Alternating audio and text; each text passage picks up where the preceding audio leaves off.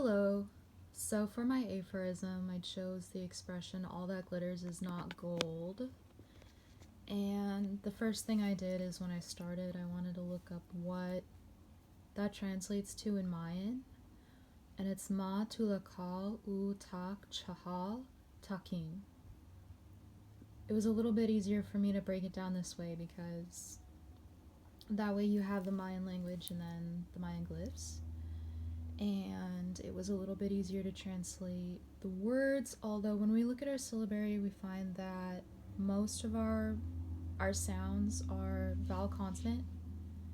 And so if we look at this word tulakal, we find that there's a consonant on the end, and again here takin, there's a consonant on the end. And in our syllabary it's not easy to find sounds that have consonants on the ends, and so when I translated it, it sounds like ma ta la ka la lu ta ka ch, the ch sound ch, a ha la ta ki ina.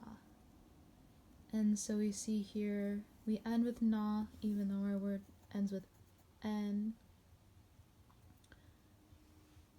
because we don't have that sound ending with a consonant. So this is the closest version I came up with.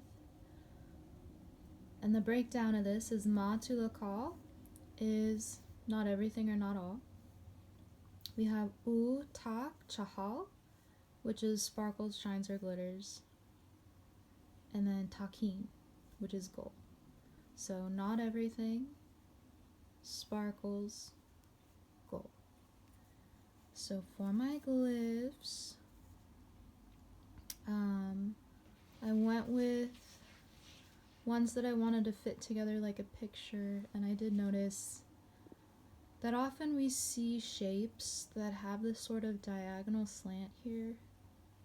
We have it here, here. These look really similar in shape, even though we're different, and we kind of see that a lot, and I thought that was interesting, and it made me want to sort of explore drawing these in this certain style. This is my cat, Hazel. Hi, Hazel.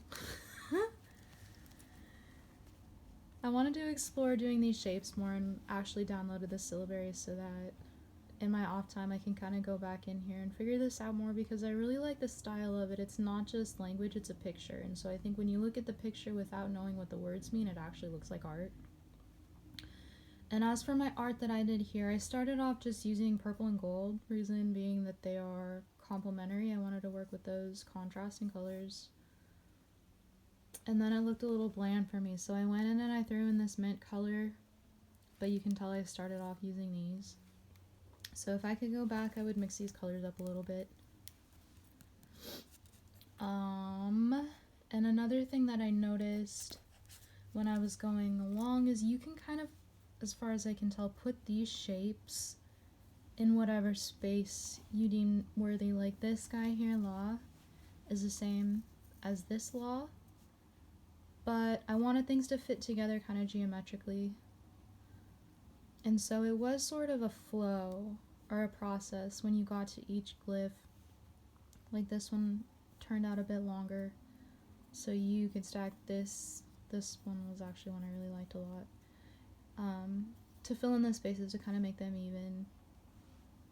And I like that a lot, and that's another reason I kind of wanted to spend more time with these shapes, is you do get artistic freedom to kind of throw them in as necessary, but I think as you feel necessary, but I think that it looks really nice when things fit together really nice. It did not turn out that I could fill this shape. I would have liked that.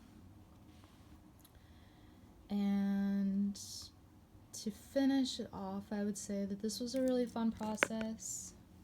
I did find that looking up the Mayan language did help with being able to translate things. I think if I had done it from English, like a lot of these words have consonants on the, actually all of them have consonants on the end. All that glitters is not gold. So these words would have been pretty difficult to try to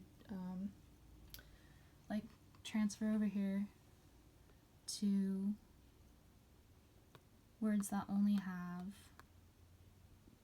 vowels on the end. Anyway, that's my project. Thank you very much for watching.